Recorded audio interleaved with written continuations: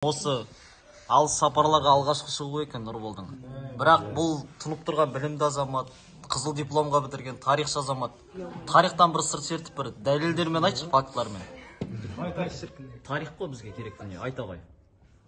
Барлығыңызға рахмет. Мен солтүстіктің есімі Өнерхан Нұрбол. Осы сіздерді көріп танысып отқаныма қуаныштым. Өзім алдында асырға қайтсем де жетем деп белсенді әпкелерімізді өзім интернеттен көріп жүргем алдында.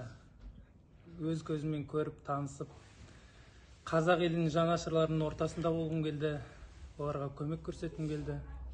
Ойымыз бір, жанымыз бір болғасын. Барлығын өз көзіммен көрейін деп 1000 рет естігенше, бір рет көрген жақсы деген сөз бар ғой жалпы.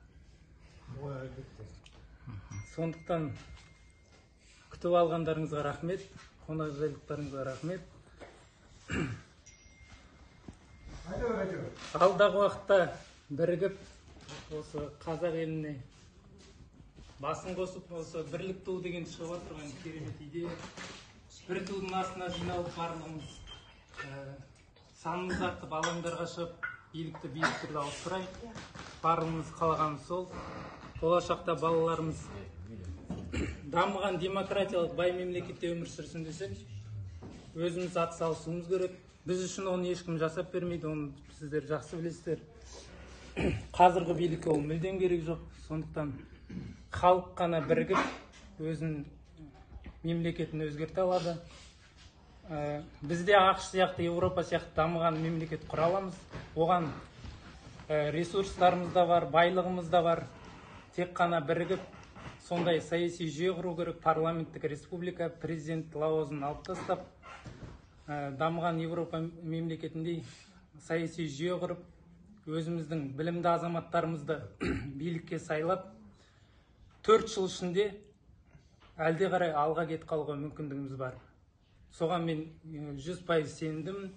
Қазіргі уақытта ең басты мәселе бізде санымыз полициядан көп болу керек қой.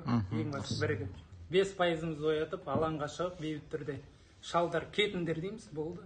Отставкаға кетеді, сонымен бәрі бейбіт түрде болады.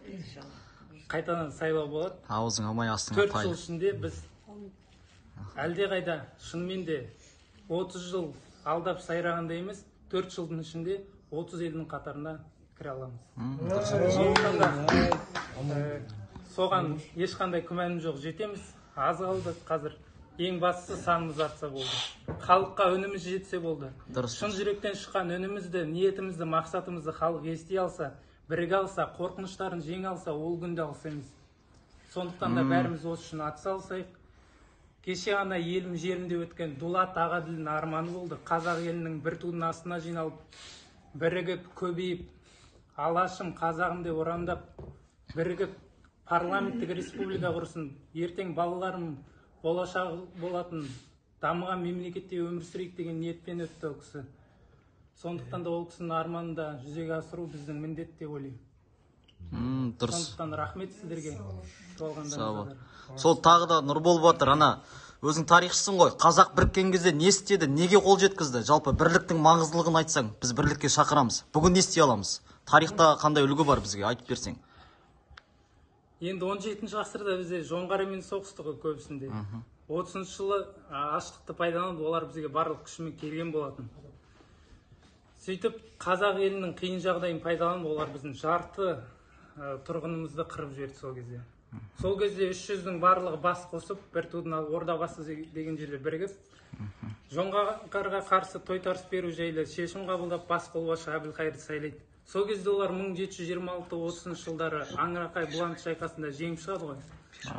Сол кезде ең соңғы шайқас қалған кезде Ұлы Жүздің ханы Болат хан қайтыс болады. Сөйтіп таққа талас басталып кетеді.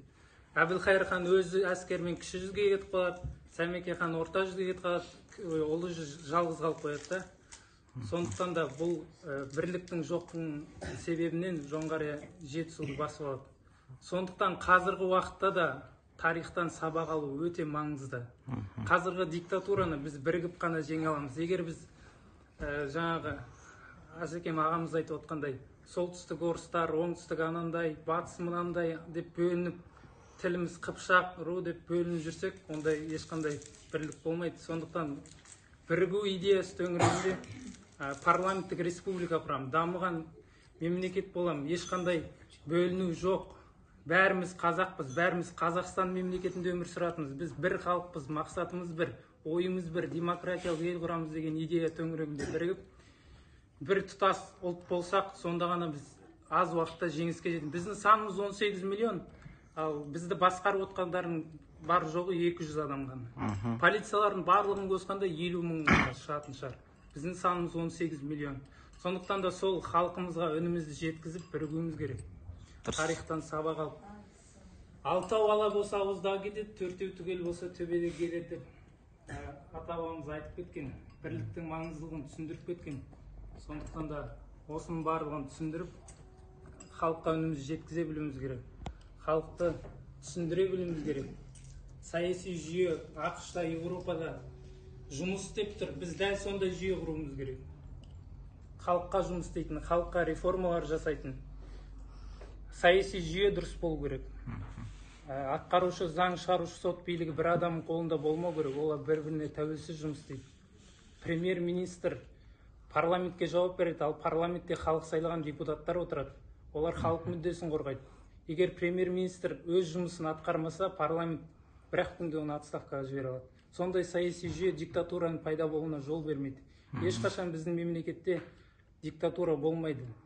Сондықтан біз соған қол жеткізуіміз керек. Тек қана халық қана оған қол жеткізе алады. Ал халыққа оны жеткізетін мына біз, мына биліктің қолындағы бұқаралық ақпарат құралдары оны ешқашан айтпайды. Шындықты біз ғана айтамыз. Қазіргі уақытта ең тиімді ғаламторымыз бар. Халық бізді ести алады.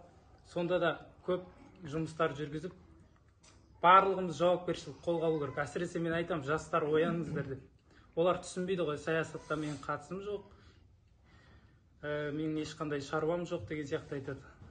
Ол өте үлкен қателік. Саясатта тікелей қатысы бар олар. Ертең олар оқу оқиды, жұмыс жасайды. Сондықтан бұның барлығы да саясат. Қайда жұмыс істейсің, қайда оқисың? Парламент шығарған заңдар олардың өмірлеріне тікелей әсер етеді ғой. Сондықтан осыны түсіну маңызды болды. Сондықтан барлығыңызға рахмет, күтіп алғандарыңызға рахмет, қуаныштымын сіздер көрген барлығын, аға інілерін көріп, әпкелерімді көріп, туғанынан артық емес сіздер. Жандарыңыз бір, ойымыз бір, барын қолдап біліп жүресіздер. Рахмет сіздер. Сау бол. Мағжан, сенген жастар өзіңсің ау. Аман бол, өркенің өссін. Шабудан шаршамай айналайын.